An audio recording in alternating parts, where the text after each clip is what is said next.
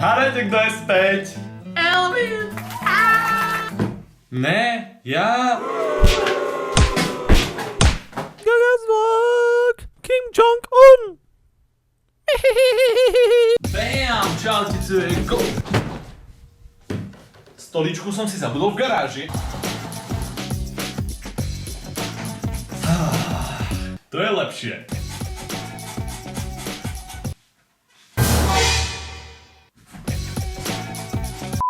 Takže dneska začneme s svetovými novinkami. Ako pravdepodobne všetci viete, tak medzi Amerikou a Koreou je v poslednej dobe vrúce spojenie.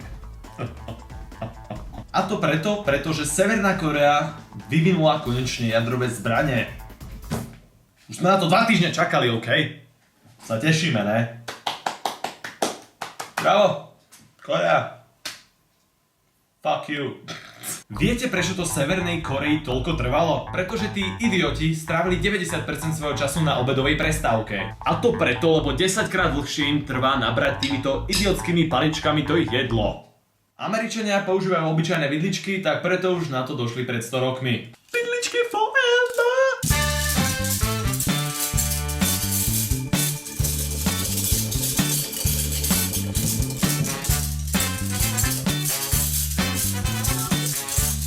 Idioti strávili 90% svojho času.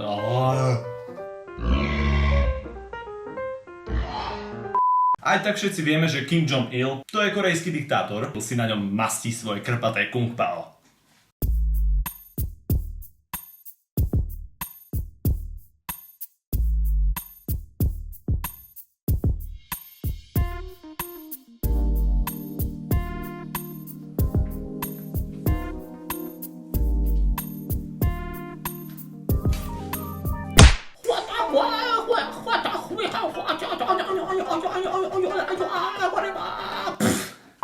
Šiška, šiška, šiška, šiška, šiška, šuška.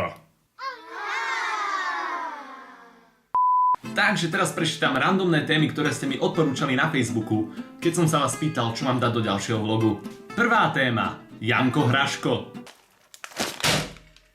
Druhá téma do vlogu. Tvojí neschopnosť v parkour.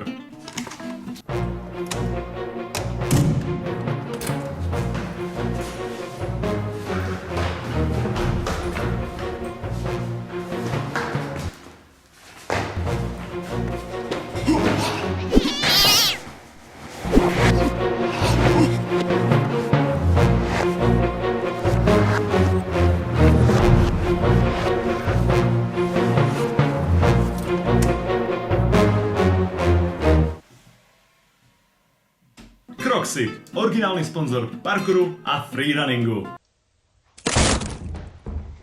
Ďalšia téma. Počasie. Ako tak podľa mňa svieti slnko. Ďalšia téma. Pohreb šišky. Sem zpátky, srabe! Ďalšia téma. Športové noviny.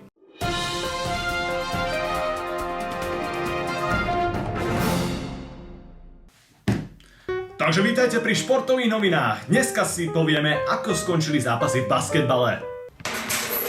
A to je koniec športových novín pre dneska.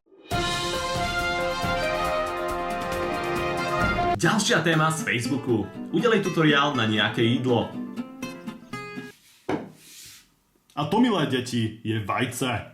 Ďalšia téma. Ako si sa dostal k iPhoneu? Kúpil som si ho. Ďalšia téma. Samsung alebo Apple?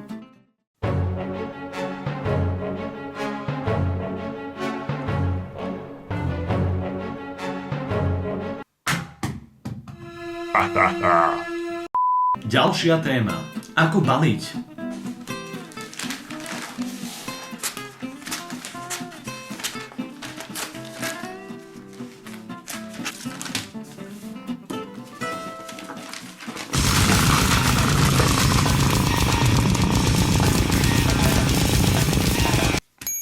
A máme zbalené.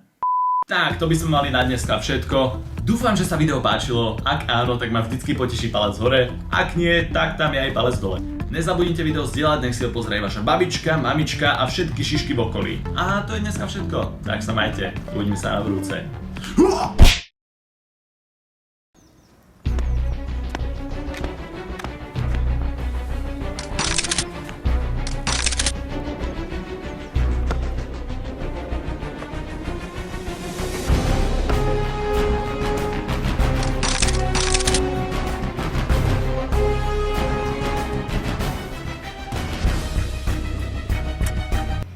Instagram.